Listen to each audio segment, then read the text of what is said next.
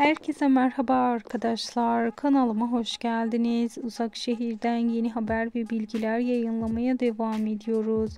Artık 35. bölüm geldi. Alya ve Cihan konaktan ayrılıyor arkadaşlar. Onlar için yeni bir konak hazırlandı.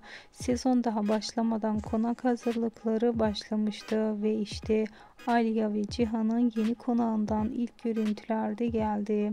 Zerrin olayı bittikten sonra Cihan, Alya ve Deniz'i alarak yeni konağa yerleştirecek.